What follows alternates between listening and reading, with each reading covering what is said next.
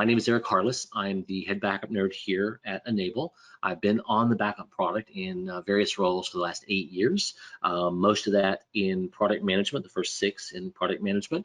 And my last 2 years now have been in a head backup nerd role. And that's really focused on being your product evangelists, performing trading, education, assisting with customer onboarding, escalations, events, community. My ultimate goal is to help you guys have more successful backups, more successful recoveries, and to build out a community of functional backup gurus and backup nerds that can, help continue to grow and expand the community. If you want to reach out to me, though, you can do so via email, on LinkedIn, on various other social media platforms. You've got my email address and my Twitter handle at backup_nerd here. Other links in the handout document inside of GoToWebinar. So what's the deal with office hours? If you're not aware, it's a monthly session. So I'm doing it, I believe, the second Tuesday of every month. And it's about getting that success, getting you more likely to have a recoverable session if you are hit by ransomware or your customers got a hardware failure or user error, those kind of things. It is a venue for you to also present information that or share or ask questions, make requests that might ultimately impact a roadmap. I do work fairly closely with product management, so I can pass requests to them, although I would also encourage you to go out and enter an enhancement request into our enhancement section in the ideas section of success.enable.com, and I can bring that up, or the link is in the handout document. Ultimately, though, this is about making you guys more successful, educating you, making you more knowledgeable. Don't hesitate to come to these every month if you like, or skip a month here or there, review the recorded ones, go back and watch the recorded ones. But there should be a good amount of information that you gain from these, either in questions that the audience is asking. If you're asking the question, odds are that somebody else has got the same question or is thinking the same thing, or just from a standpoint of what's new coming out in the features and functions of the product, or new scripting and automation and updates that I have made, outside of the development side. So I want to talk about some recent enhancements, recent updates. Some of you may be subscribed to these updates and may have got release notes and updates a little bit earlier this morning. We did just roll out our 21.11 client release, which has got some security enhancements, Windows 11 support officially inside of there. I'll talk into more detail on that when I'll bring it up and we'll go through it. But I want to give a little bit of a recap just of what's happened over the last couple monthly updates. 21.9 was not a client release, it was a cloud release, as was 21.8. So those two releases just updated the backup.management console, or the backend services that are controlling your RMM or your Essential versions of backup. They share the same backup infrastructure. So if you're utilizing our Sharepoint or OneDrive or Office 365 mail protection, you would have seen additional improvements around user interface and billing and predominantly usability or performance type enhancements over the last couple updates. 21.7, we did introduce some additional API rights and other updates there. There was a client release and a cloud release. And then back in 21.6, that was our June release. You'll notice these are all year.month numbers here. 21.6 is when we released updates to our retention around Exchange, OneDrive, SharePoint, now all being retained for 7 years. If you want to follow release notes, get auto-subscribed to those, you can do that at status.enable.com. I do want to bring that link up just so that you guys can see it, because I want to talk through the release of what we just introduced today. It is available if you go to downloads inside of the product, or you go to our website. You'll be getting the 21.10 release now. So status.enable.com. Two things you can see here: service status, which is the uptime and any planned maintenance around backup or any of the other Enable products.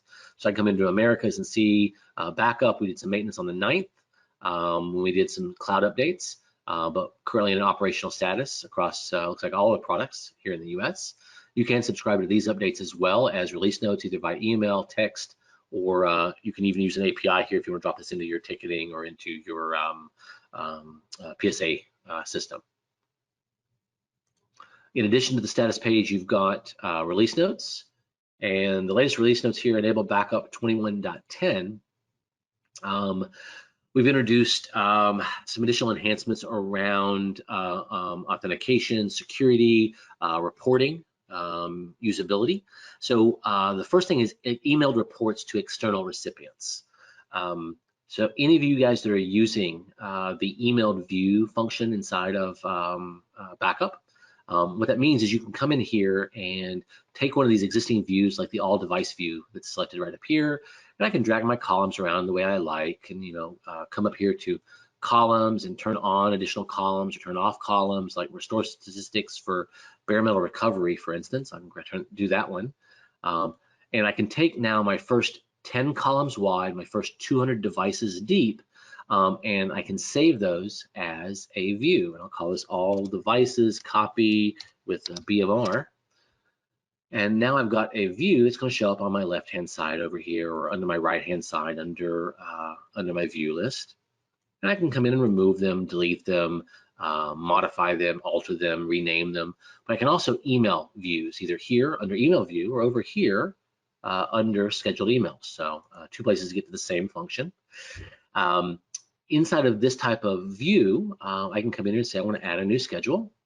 I want to pick my view from my dropdown, whatever view I've created, the one I just did, and that's up to 200 devices deep, up to the first 10 columns wide in that saved view.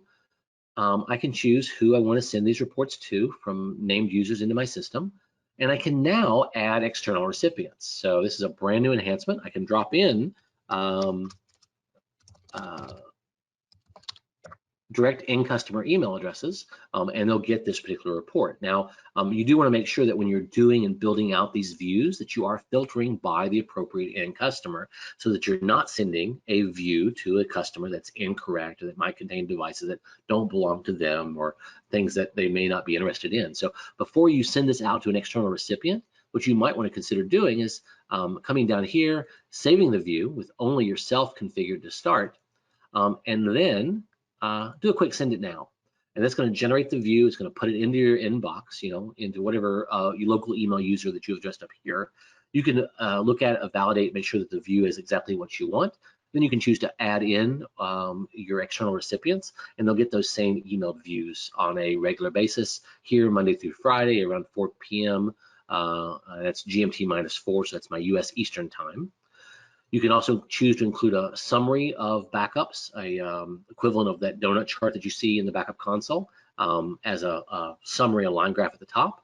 And you can even choose to send the report even if there's no devices matching your selection. So if you use these filters and exclusions to say, only show me devices that are in a failed state and send to me every day, well, if you don't get an email, you don't know whether it didn't send an email or there were no failures. So here, by having this checked, you could guarantee you get an email with 0 devices in it, knowing that, yes, I got an email and there were no failures for a given report.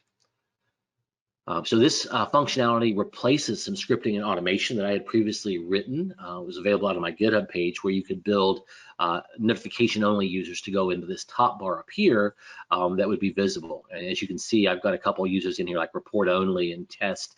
These are notification users that I had previously built with my scripting.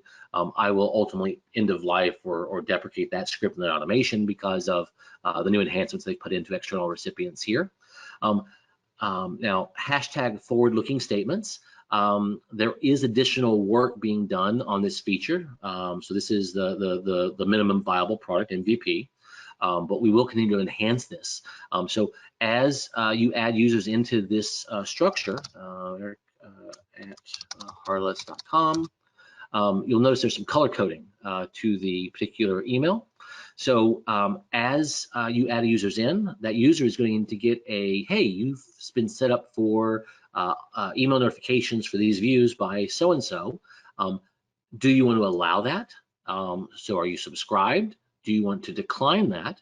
Or is it still awaiting confirmation? So the color coding, while not fully in place yet, will be showing up in the very near future. It's going to also give the ability for you to come in and send a do a resend for a unsubscribed or waiting confirmation if they don't happen to click on that link before the link expires. You'll be able to resend those notifications to the partner so that they can resubscribe to those. There is no auto expiration of those invites and no resubmit of an invite. The subscribe and unsubscribe pieces, I say, are actually still there in place. Let's see. What else am I missing here?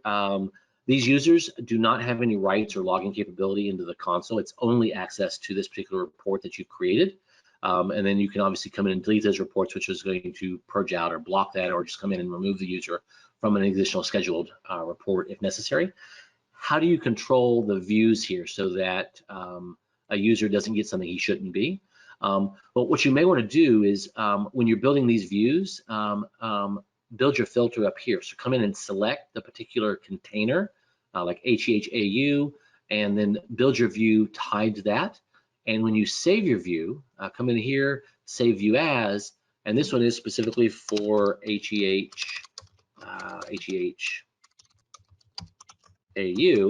and put the partner name into the particular view. That way you know which views are going to which partners. If you don't want to build it in the selection list this way, you can also come in, add a filter down here for customer name, and you can specify the customer name here as well.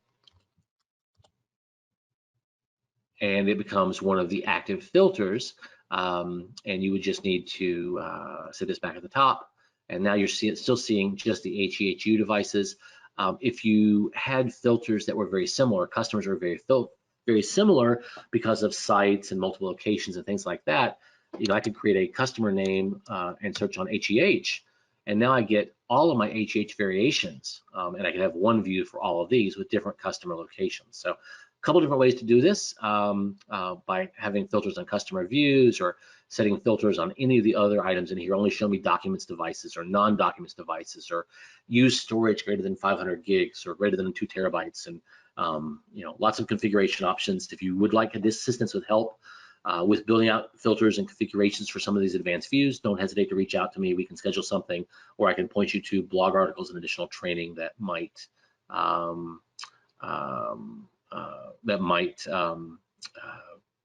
be appropriate. Okay, looking at questions here, I did see there's a question that came through on SharePoint. Can you adjust the frequency of SharePoint online backups? Actually, at the moment, you cannot.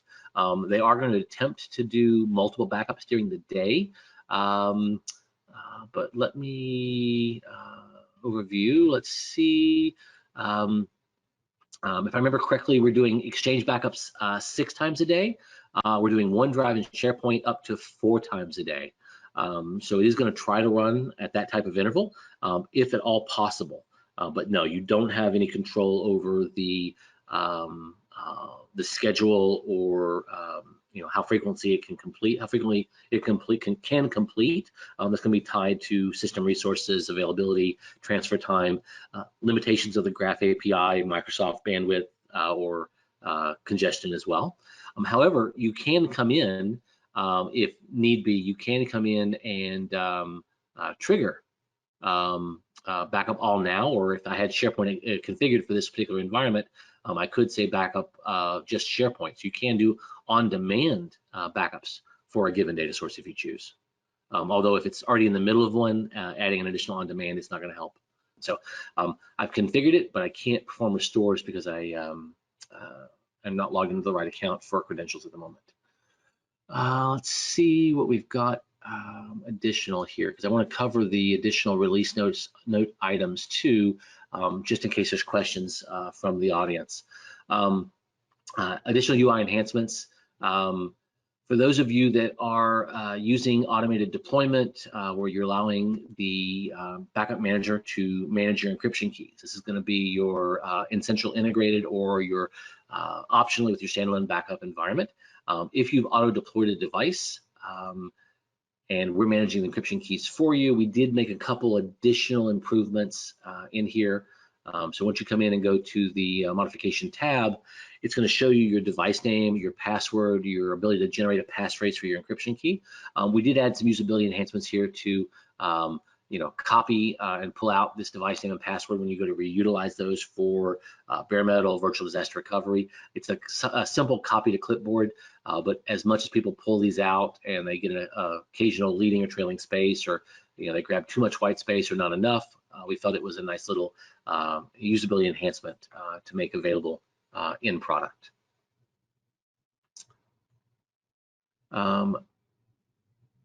The next enhancement we did around product definitions inside of standalone backup. That's the only place you're going to see or have access to products. For products, what you're going to do in your backup.management dashboard is come over to your left-hand navigation, click the product category here, and what you're going to notice is that we've enhanced the usability here around some of the features and functions. For instance, history limits. We've introduced some additional education or training here. We talk about the default 28-day retention model, what's designed around calendar-based rotating day retention, and we've cleaned this structure up a bit for you now. So you can come in here, you can add a new product, you can clone an existing product, and you can control or adjust the default retention that would be applied to a product, and then later assign that product to individual devices inside of backup. Now, if you are a RMM or Essential Integrated Backup user, you probably already know the default is 28 days inside of RMM. To get extended retention, you must use the archive feature to create end of month, end of quarter, end of year archive points. If you are an Essential user, you can't define your own custom products, but you can choose between a default 28, 60, or 90-day retention on a per device basis. Let me see if there's anything else I wanted to hit inside of here. New links, new resources inside of products. So if you come up here to the upper right corner and hit the question mark here, links to the Partner Success Center are here. Links to troubleshooting, which is going to take you to the troubleshooting section in our Success Center directly. Download links, helping about release notes. So directly links there now to the status blog for release, and now the new Backup Media Hub. So if we hit the Media Hub here, you're going to get information on upcoming trainings, customer experiences, my upcoming boot camps, different resources, data sheets, blog articles, the ability to directly connect with a backup specialist. So lots of additional resources here in the Media Hub, and you'll see new things constantly being populated in there to improve your day-to-day and your ongoing backup experience. Let me see if there's anything else here I want to hit before we wrap out. New Windows support. So we have qualified now Windows 11 and Windows Server 2022 operating systems. So that information is available across not just backup, but a lot of other enabled products. But that is official now with this particular release. And there will be one other enhancement that was introduced that I want to talk about here, which is the final component here. We did improve or make some security improvements to the backup client. Now, while we've always had the ability to lock out the UI for Backup Manager via a GUI password that you can push down from the cloud, or you've been able to lock your selections based on profiles and different configurations, we've taken it a little bit further now. So we have enhanced the Backup Manager client so that in order to launch the actual local Backup Manager client on a given protected system, you must be either an administrator or a member of the administrative group for that local system. And you will need to launch the Backup Manager client from Start, Programs, and select the Backup Manager that way. Historically, we would allow you to also just open a browser and navigate to localhost port 5000, but we have redirected that structure now because we do check for that local administrative access. You do need to launch through the actual application shortcut, whether you create that on your desktop or it's through the Start Programs menu.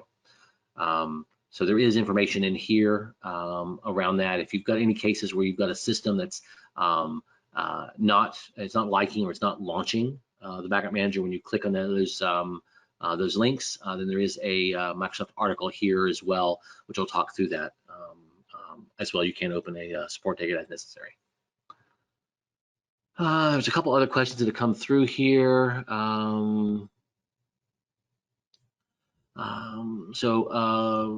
Leo is asking if backups will be discontinued on future on older clients in the future, like Windows XP, Windows Server, 2003, Vista, things like that.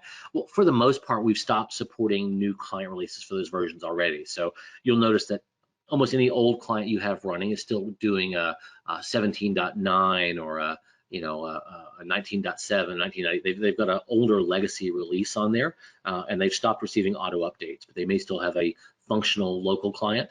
So best effort support is really all we can provide on those up until a certain point. We, no or very, very limited enhancement. With this release, I do believe they are planning a special package or special client update. So they are going to try to move as many of those legacy applications up to a 21.10 release as possible through some special updates and some beta access updates for those older systems. But yeah, there will be some that are going to be locked to older versions because they don't or can't accept some of the later patches and updates available from Microsoft. Okay. Good question. So Stu had asked if there's a recording for this. Yeah, so the Success Center inside of the MSP Institute will have recordings for this, as well as all of my prior boot camps and office hour sessions. So somebody was asking here just quickly, we've already got Office 365, but do I have a backup for Azure solution, for Azure files? No, not currently. It may be a roadmap item. I'm actually not sure on that one, to be honest. I haven't heard it in recent discussions, but from an Azure server perspective, I could definitely back up, Azure servers, but like just an Azure file share. I think the closest I could probably get there was if you were synchronizing it to a local system or something of that nature. I might be able to get the local synced copy, but not a native Azure file share at the moment.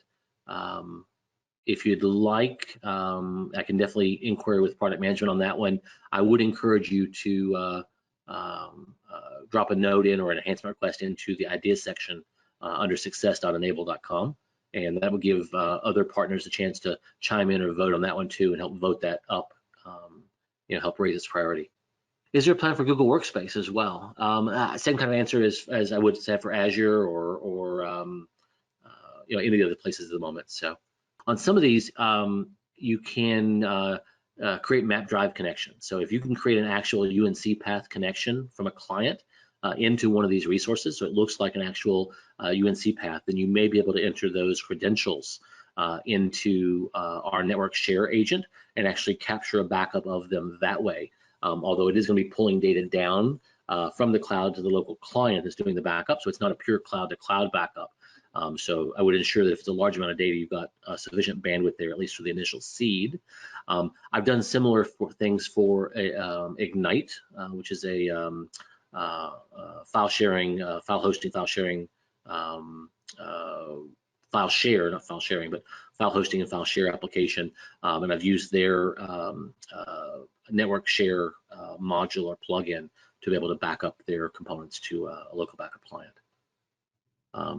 So nothing would hurt give an attempt on that one. I can't say I've tried it with either a Google or an Azure perspective, and I don't know for sure whether they'd offer an actual network share connection or whether it would be compatible. But no harm, no foul in trying it there. If you want to spin up a trial in customer device and attempt to connect it, make sure that not only do you attempt to back it up, though, that you attempt to restore of it to make sure that not only could you back the data up, but you can actually bring it back into that environment should it be lost or damaged.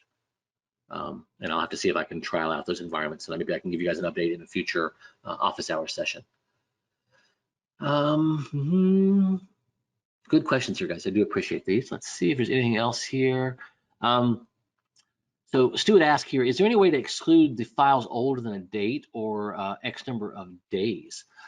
That's an interesting question. Let me think about that one for a second. I don't have anything native in product that would exclude file selections that are older than a certain date. The nice thing, however, is that we're a Delta backup. So, in reality, the first time we run through, we're going to back up everything. From that point forward, we're only looking at files that have got changes or modifications to them. So after the first backup, everything is just, recent changes, and it's not even the whole file, it's just subsets. So I guess, Stu, the only place that would really work is if you pointed it to a network share and you said, oh, there's a bunch of archive data in here too, and don't back up anything that's not been touched in the last 6 months. We only want to get portions of it. Your better approach there might be to actually run some scripting or automation on the file share and the environment to create archive folders or containerized environments, or implement an HSM type solution in order to move over to secondary storage or tertiary storage to move those older files out if you can, so that older projects are stored in different containers, or if they're project folders, have your clients, work based on year and month based containers, so that new projects are always going into the current month's containers, and then you could choose to selectively only back up containers that are within a certain period of time. So the question here is, do archiving points increase retention? I'm sorry, does archiving points or increasing retention increase billing? Generally speaking, no, they do not. So let me clarify that, since we've got both RMM in central and standalone backup users here. For the most part, pricing, licensing is virtually identical across the different implementations and integrations. Even though there may be some features available in one implementation or integration that's not available in the other, if the feature's available, typically the price point is going to be identical across those platforms. Retention, though, is a place where we've got significant difference in product. So let me talk to that. Standalone backup. Typically, we're going to be licensing on a per server, per workstation model with some type of fair use model based on selected size. That's the size you see of data protected on the C, D, E, F, Q, or any available volumes you've selected. Not the size of the disk, but the actual amount of data selected for backup.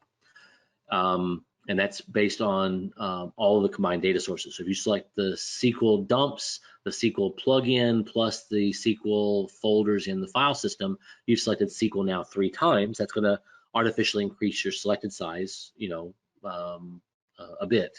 Same thing for Hyper-V. If you back up the Hyper-V VMs at the Hyper-V plugin, and you back up Hyper-V as part of the file system, and then you turn around and back up Hyper-V at the guest level through individual backup agents also, you've got, potentially 3x selection now of your Hyper-V, and it's going to artificially inflate your selected size as well, but it's going to give you multiple restore options. Some are better than others, more granular or application consistent versus crash consistent. Anyway, the selection stuff aside, most of that we're going to dedupe out from a compression, deduplication, true delta perspective. And we're going to send just the delta changes to the cloud and so on. So it won't necessarily impact your speed vault size, okay, because of the dedupe and decompression we're going to get. And since you're licensed with standalone backup predominantly on number of servers and number of workstations and a pooled fair use based on selected size, those archives really have no bearing, or those selections, really extra selections, archives will have no real bearing, or extended retention will have no real bearing on things. It's going to be when you're double counting, double selecting, things like that are going to cause problems. That's what's going to increase your overall fair use or consumption of your fair use. Doing things like SQL backups, SQL dumps, .bak files, and backups of zips, and backups of archive folders, or backups of backups of encrypted data, things like that we can't dedupe or compress.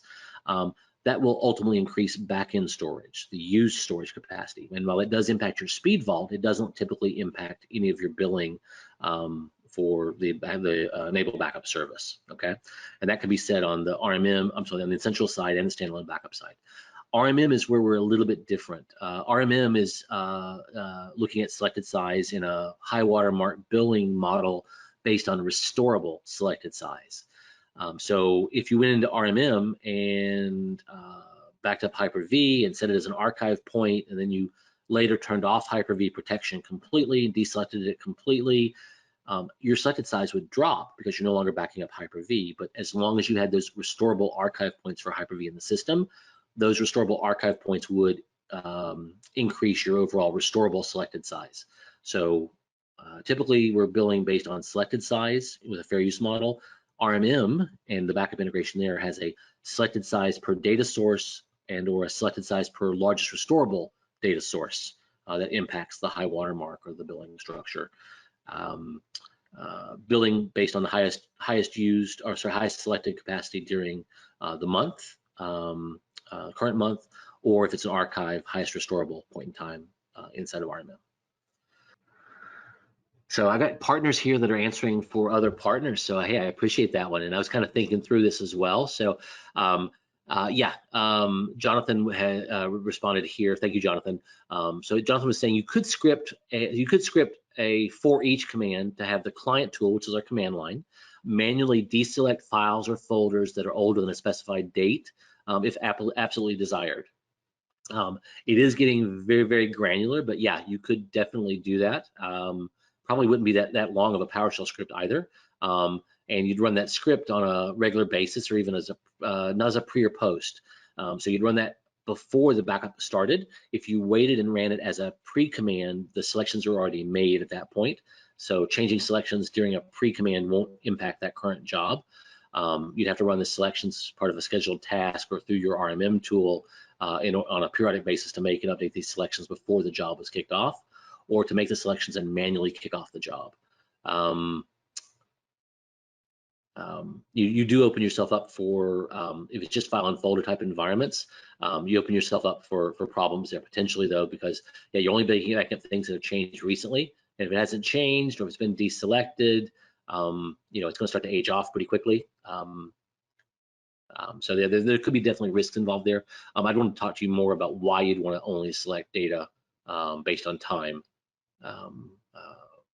before you do implementation, just to make sure that there's not a use case you're going to miss out on, or ultimately not be as protected as you think you were. Okay. So here's an interesting one. So this was asked probably at least every other office hours, but is there a way to use the local speed vault only and not use the cloud solution to you know, deal with billing or over selections and things like that? No, not currently, no. That local vault is cached or mirrored copy of the backup data. It's going to try to mirror the cloud storage. It's going to try to synchronize there. So they're always aiming to be in sync, and you're tied to selected size and device count. So if it's selected and it's on the local vault, it's still a selected size. It's still a billable environment. So no, there's no way to avoid it. There's no way to have a local only backup or have different data on the vault versus in the cloud, things like that. If it's backed up, it's trying to be on the vault and the cloud, or just the cloud. So we're a cloud first or a cloud only, or we can be a hybrid environment where you've got the vault and the cloud, and they're going to try to sync together. Now, when I say cloud first, I don't mean that it always goes to the cloud first, but we don't consider it protected until it's in the cloud. When you start your backup, if you've got both a vault and the cloud connected, it's going to open up parallel streams. It's going to write to both in parallel. It's going to finish the backup job when one or the other completes. It doesn't wait for both, and then it'll do background synchronization or cross synchronization between the two targets to get them both fully synchronized. So right now we're writing data to typically 30 plus data centers in 17 countries on 5 continents now. I need to fix that, 5 continents. We're doing everything over secure connections. Everything is secured at the client. We do AES 256-bit encryption client side. All data in motion, all data at rest. The communication across to the cloud is over port 443 using a TLS 1.2 tunnel. And those communications or outbound connections are triggered by the backup client talking to cloud storage, talking to the local storage nodes in country or in region that they're backing up to, or talking to just statistic-wise, updating statistics to a web service, what we call the management console, backup.management. And when we need to do those remote connection gateways and remote controls and issuing commands and things like that, we're either writing commands to the storage nodes that we wait for the clients to connect to and retrieve, like you'd request a mail from an inbox. Or if we open up a remote connection, then we talk to the local client and we broker a handshake between the cloud or remote connections into those devices for remote control, which you can turn on and turn off so that you can't come in through those remote connection gateways, and restrict yourself down to just Take Control or Screen Connect or GoTo or TeamViewer or some other remote control product to get in and manage your backup clients remotely from the local machine. In all of these scenarios, if you have a local speed vault, fully encrypted, deduped, and compressed, going over that same TLS tunnel, doing a synchronization and protection to prevent those vaults from being damaged and or damaging the data in the cloud, resiliency in place to ensure that if you delete devices accidentally or somebody does it maliciously or you just need to get them back even though they were on purpose deleted, you can do that and have those restored or undeleted within typically 10 to 14 days following accidental deletion. You just want to reach out to your support team, open up an emergency support case to have them work on identifying and undeleting them if they can. In these kind of scenarios, I point out because of the current security landscape, a lot of the things that we already do from a security perspective, and then we've of course been adding security, like I mentioned, with the 20.21.10 release, securing running as a remote admin, or I'm sorry, running as a local admin to access the backup manager. That's going to also be required now for the command line tools. It restricts some of the local API components and things of that nature. So definitely further extends the security footprint for the backup client. You can set remote GUI passwords for these environments, things of that nature. But you also need to make sure you guys are securing your client, your server side.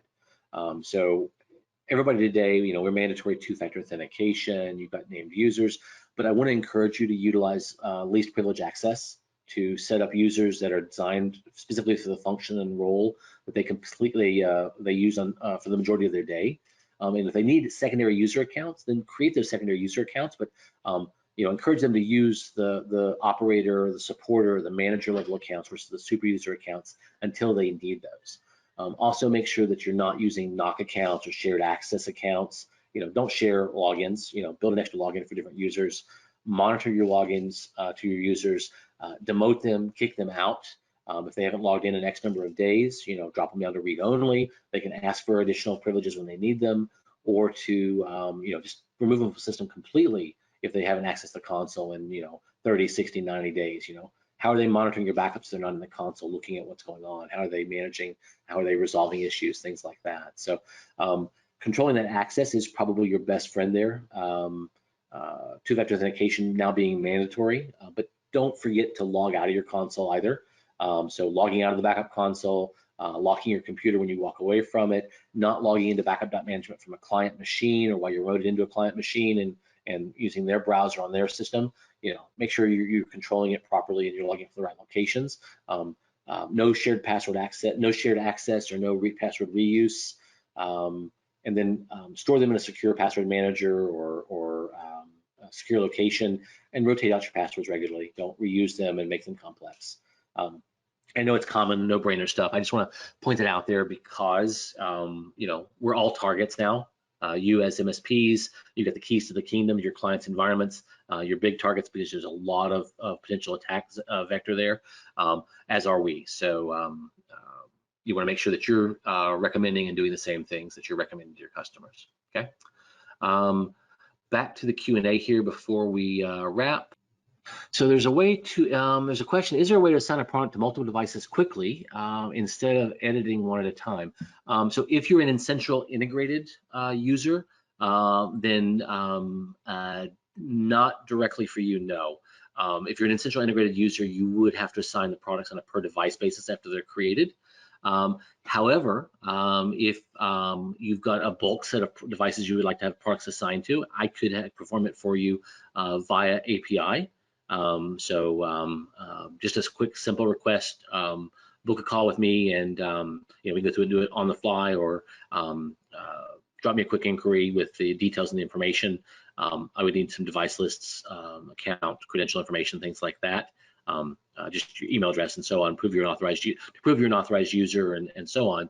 But once we've got the validation out of place, then yeah, I could do a backend API update for you to move them all to something a little bit more powerful.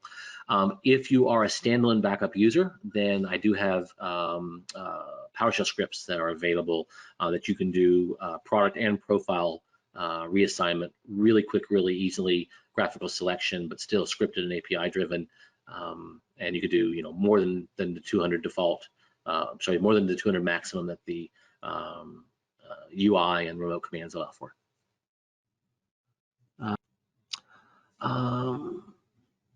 So Mac backups. We support Mac on the standalone version of Enable Backup, and we do support Mac on the integrated RMM version. We've not yet rolled that out to the Essential integrated version, but yeah, we can support Mac backups. I have not yet released a new client for the M1 chip systems, but we can back up the latest Mac OS X version. Oh, sorry, Mac OS version, not OS X version. If you're using your own service backup, then selected size, does it still count or does it still matter? No, so if you're using what we call software only for standalone environments where you're managing and hosting your own storage nodes, then you're typically just in a per device type model, and there is no capacity type of caps or limitations, but take into account that's not necessarily going to make it any cheaper, because now you're buying your own storage, you're managing your own hardware, you're dealing with warranties, replacements, uptime, availability, failed hard drives, and hardware refreshes after, you know, the warranty expiration or near warranty expiration on the hardware. Let's see. So Stu was saying the reason for the file selection is a quick win on deployments where the file layout has old data chaotically across folders. Okay, so yeah, unstructured data. Ideally, if you could improve the structure of the data, that would be ideal, but I could see doing this in order to like build selection, so you're backing up the most recent data first, and then backing up data as it modified in, you know, years as a tertiary or secondary effect. So that might work. So Jonathan's asking, are there any plans to add exclusion filters to network shares data sources? I'd like to be able to exclude IDLK, InDesign lock files from network share backups. So Jonathan, you can do this today in non-profile environments. So if you take a device that is not profile driven, but if you come into a environment where you don't have exclusions set in the profiles, then if you go into preferences and you set exclusion filters here, so yeah, it's not locked. So if I set exclusion filters here, these exclusion filters are good for file and folder backup and for network share backup. So do your star.idlk here and InDesign lock files, and it will exclude them from file and folder backup as well as network share backups. Technically, the profile API does support network share exclusions. It's just not visible in the UI. So yeah, I could work with you to give you a profile compatible script that could allow you to add those exclusions into your profiles. You would just need to rerun that script again or modify that script if you were to make changes to your profiles, things like that probably. Although we might be able to set it once and forget it. Schedule some time with me. Hit me on the social media, drop me an email, book a one-on-one nerd session. We can go through that a little bit if you like and figure out the best approach for you.